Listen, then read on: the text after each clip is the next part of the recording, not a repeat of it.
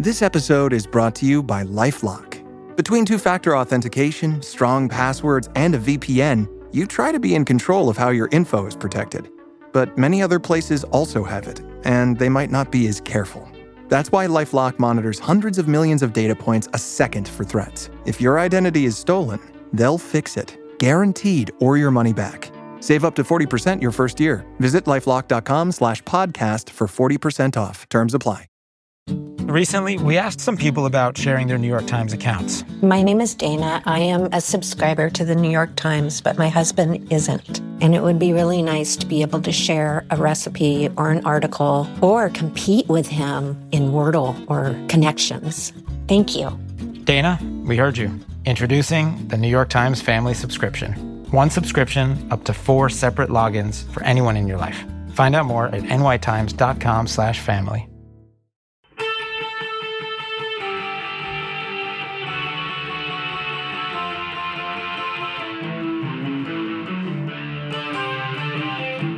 This is the Daily Blast from the New Republic, produced and presented by the DSR Network. I'm your host, Greg Sargent.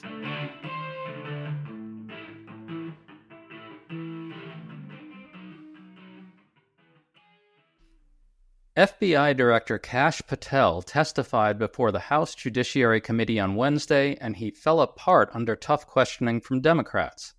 His implosion wrecks what's left of the scam that President Trump has been pushing on the Jeffrey Epstein files.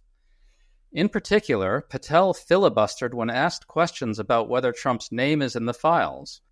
He seemed to accidentally reveal that he does know how many times Trump's name appears in them, and he agreed to open an investigation into whether Trump's birthday note to Epstein is a forgery, as Trump claimed, which seems particularly ill-advised. Patel really gave away the game here. How much longer can MAGA keep the lid on this scandal, and why are MAGA figures going along with this after spending years demanding transparency on it? We're pondering these questions today with Nicole Hemmer, a historian who has written numerous books about the right and its media apparatus. Nicole, nice to have you back on. Great to be back with you, Greg. So MAGA spent years demanding to know what's in the files collected during the criminal investigation into Epstein's sex trafficking ring. And then when Trump put his people in charge of the Justice Department and they saw the files, they clammed right up.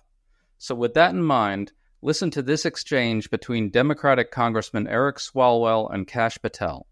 Did you ever tell the Attorney General that Donald Trump's name is in the Epstein files? The Attorney General and I have had numerous discussions about the entirety of the Epstein files and the reviews conducted by our team. Did you tell the Attorney General that Donald Trump's name is in the Epstein files? And we have released where President Trump's name is in the Attorney General's It's a simple question. file. Did you tell the Attorney General that the President's name is in the Epstein files? During many conversations that the Attorney General and I have had on the matter of Epstein, we have reviewed. The question is simple. Who did you tell the Attorney General that Donald Trump's name is in the Epstein files? Yes or no? Why don't you try spelling it out? Yes or no, Director? Use the alphabet. Yes or no? No, A, B, C, Director, D, E, F. it sounds like you don't want to tell us. Did you tell the Attorney General that Donald Trump's name was in the Epstein files? Why don't you try serving your Director, constituency did by you tell the focusing on Attorney reducing General violent Donald crime in this Trump's name? country? So Patel would not answer when repeatedly asked whether he told the Attorney General that Trump's name is in the files. Nicole, clearly, if the answer to that question were no, Patel, who was under oath, would have said so. Your reaction to this? Well, he would have said so. And instead, not only did he do the kind of evasion I think we're used to in confirmation trials and in Senate and House hearings where somebody just clearly will not answer the question, but he also then pivots and starts to make it about crime in California. And it's such a transparent attempt to change the subject so that he doesn't have to answer the question in this way that, Kash Patel is becoming this figure who is not very deft, is not very media savvy despite his podcasting background. And I think we saw that on display today. Well, Fox News had this unbelievable report about how Patel's really on thin ice with Trump allies leaking stuff. When they start to leak from the inside about the FBI director being in trouble, he's really in trouble. You know how this works. Is that right, Nicole? That's right. Both he and Attorney General Pat Bondi are in some trouble right now, both because of their mishandling of the Epstein case. You'll remember Bondi was the one who had issued all of those folders to conservative influencers at the beginning of the second Trump administration, and has otherwise not handled it particularly savvily. But both of them also seem to have fumbled some aspects of the Charlie Kirk investigation. And that 1-2 punch has really left conservatives asking, why are these two people in charge? They're not good at their jobs. They may be loyal to Trump, but they're not doing a very good job of defending him. And that's why I think you're seeing so many leaks from inside the administration saying Patel's days are numbered. And it's interesting because Patel is really kind of one of MAGA's own in a way that Pam Bondi isn't quite, but we can get into that. The exchanges got even better. Congressman Swalwell grilled Patel on the number of times Trump is in the Epstein files, and Patel said he didn't know. Then this happened. It sounds like if you don't know the number, it could at least be 1,000 times. It's not. It's not. Is it at least 500 times? No. Is it at least 100 times? No. Then what's the number? I don't know the number, but it's not that. Do you think it might be your job to know the number? My job is to provide for the safety and security of this country. My job is not to engage in political innuendo. So here, Patel clearly doesn't want to answer. He's very ticked as he says no to each specific number. But here again, he accidentally admits Trump's name is in the files, at least somewhat extensively. Nicole, what do you make of that?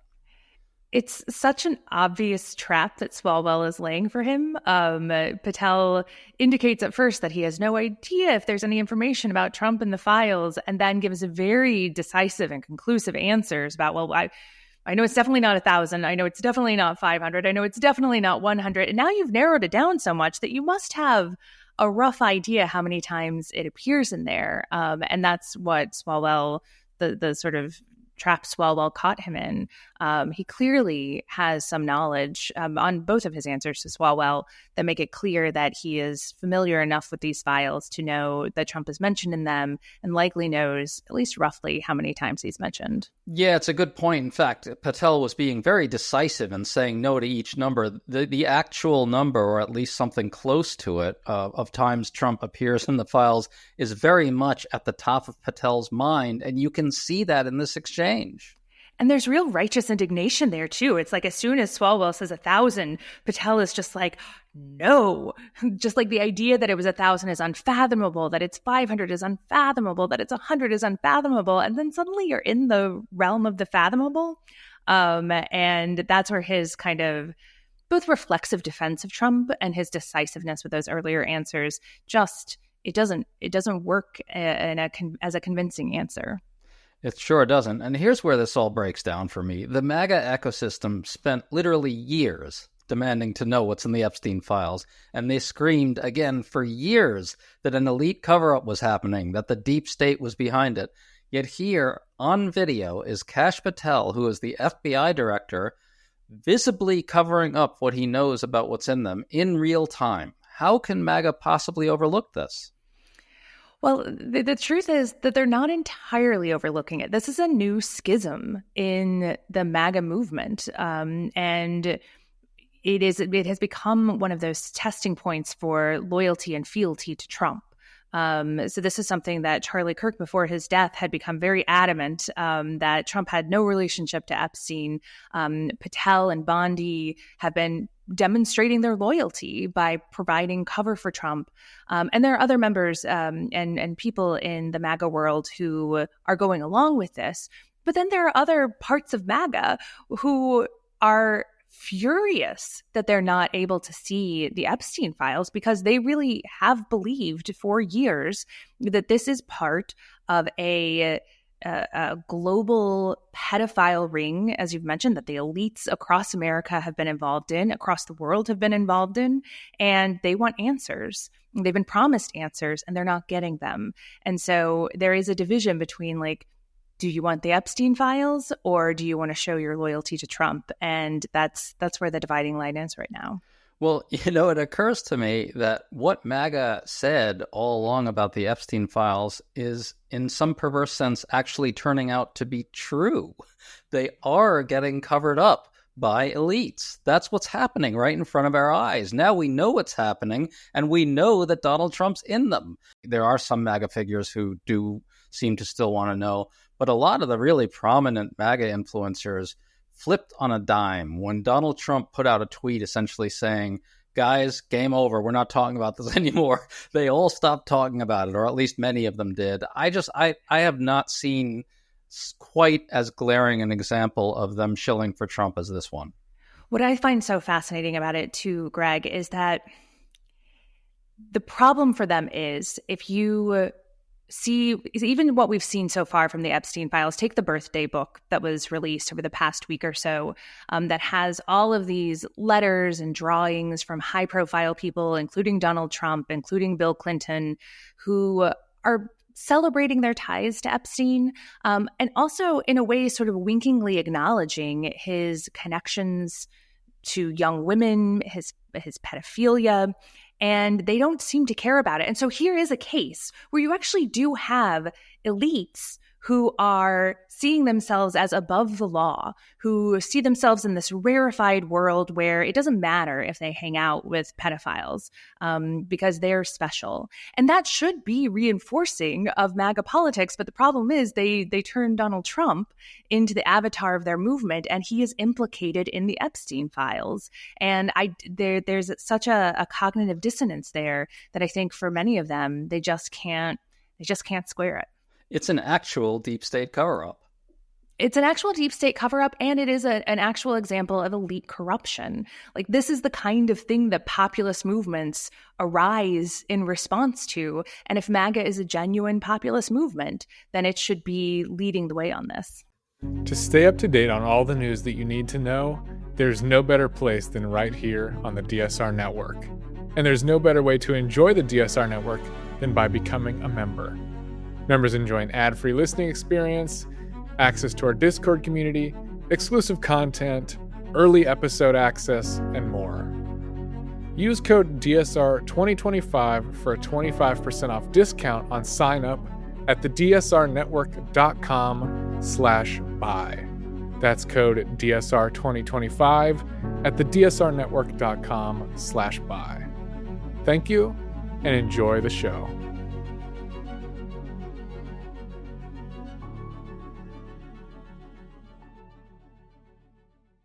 You would think. Well, here's some more audio. This exchange is about the lewd drawing that Trump apparently contributed to Epstein's birthday book, which had all that cryptic, suggestive language in it from Trump, apparently.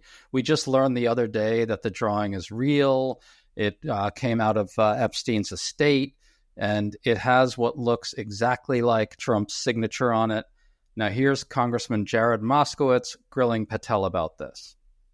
The president has, you've seen the picture of the woman's body with the writing and the president's signature. The president says that's not his. Okay? President says it's not his. The Republican colleagues say it's not his. The administration say it's not his. Will you be opening up an investigation into the Epstein estate for putting out a fake document with the president's signature linking him to the world's largest pedophile ring? Will you be opening that investigation into that? On what basis? On what basis? They literally put out a fake document, according to the president, with a fake signature. It's a forgery of the president of the United States signature. That's the basis. Sure, I'll do it. Okay, I look forward to that investigation. So there you have it, Nicole. It's fascinating because Patel commits himself to this investigation, which he is clearly not going to undertake. It's like that hot dog meme, like, who did this? When you're the one who obviously is responsible for it. This is a pledge that he is making in the moment to try to get himself out of a no-win situation for him. Like, he can't honestly answer the question. He's under oath and doesn't want to be prosecuted later for perjury. So he makes this pledge. But I don't think that there's going to be any meaningful investigation into the reality of Donald Trump's signatures. I think they know it's real. But also, who knows that if Patel is going to be in that position long enough to even launch an investigation. Well, that's a good point. Maybe he knows he's not going to be around to make good on his pledge. Well, yeah, and also I think we should probably underscore how absurd the whole forgery story really is. I'm hardly the first person to point this out, but for Trump's signature to have been forged, this would have had to have been done by somebody who was able to get the book from the Epstein estate, or maybe by somebody who was at the Epstein estate. This would have had to have been done many, many years ago, because the birthday book goes back to 2003 or something. It's simply implausible on its face. And, now that Patel has sort of pledged himself to investigating this, he's really put a trap out there for himself and Trump, a booby trap, as it were, that he can't avoid stepping on later. Either he admits that the thing is real, or he doesn't follow through with the investigation.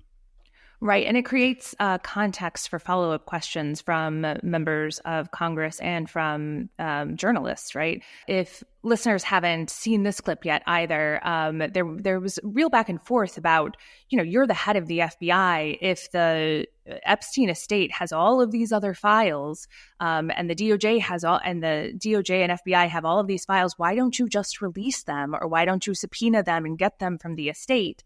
And in both instances, Patel acted like he had no power at all. He, in fact, said that the DOJ couldn't release its files because they were prevented to by a court order. But in fact, that's a misleading answer. They certainly could release more of the files if they wanted to. Absolutely. Well, in your great book, Messengers of the Right, which was a history of right-wing media in modern times, I guess, you kind of chronicled how important conspiracy theories and lying is to this whole information ecosystem. I think we're seeing something on other orders of magnitude here. Tell me if I'm wrong about that. And how do you place this in this broader context? Have there been times kind of over the decades when the right's conspiracy theorizing and lying just runs so smack into reality that something actually shifts and they end up either dropping something entirely or admitting to it? And how do you see this playing out? How does this compare to those previous episodes?